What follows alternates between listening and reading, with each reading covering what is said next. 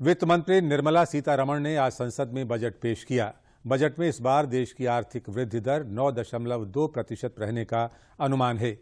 उन्होंने रोजगार, मकान और शिक्षा आदि के संबंध में कई बड़ी घोषणाएं की। इस बार फिर से आयकर में कोई छूट नहीं दी गई।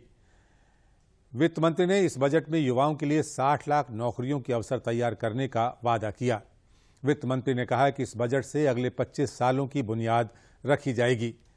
वित्त मंत्री निर्मला सीतारमण ने वित्त वर्ष 2022-23 के लिए आज लोकसभा में बजट पेश किया। देश के विकास के लिए लगभग 40 लाख करोड़ रुपए खर्च होंगे।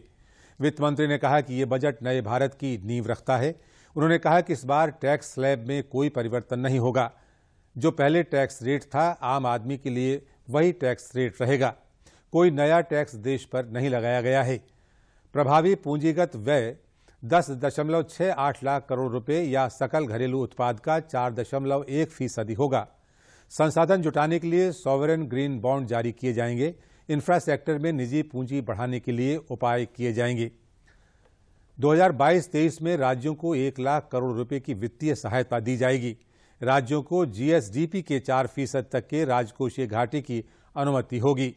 2021 में राजकोषीय घाटा जीडीपी का 6.9% रहा। वर्ष 2022-23 में राजकोषीय घाटा जीडीपी का 6.4% रहने का अनुमान है। 2023 में कुल व्यय 39.45 लाख करोड़ रुपए होने का अनुमान है।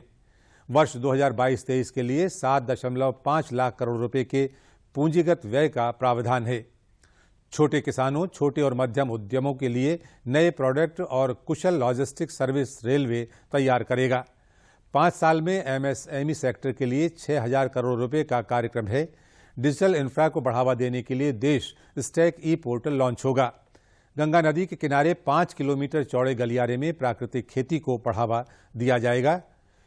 पीएम ई विद्या के 1 क्लास 1 टीवी चैनल कार्यक्रम को 12 से बढ़ाकर 20 टीवी चैनल तक किया जाएगा। क्रिप्टो करेंसी की कमाई पर 30% टैक्स लगेगा। इनकम टैक्स नियमों में बड़े सुधार किए गए हैं। आईटी रिटर्न अपडेट करने के लिए टैक्स पेयर्स को मौका दिया गया है। अब जुर्माना भरकर 2 साल पिछला आईटी रिटर्न अपडेट किया जा सकेगा। आईटीआर में भूल सुधार करने के लिए 2 साल का समय दिया गया है। रक्षा में रिसर्च के लिए 25% बजट का प्रावधान किया गया है।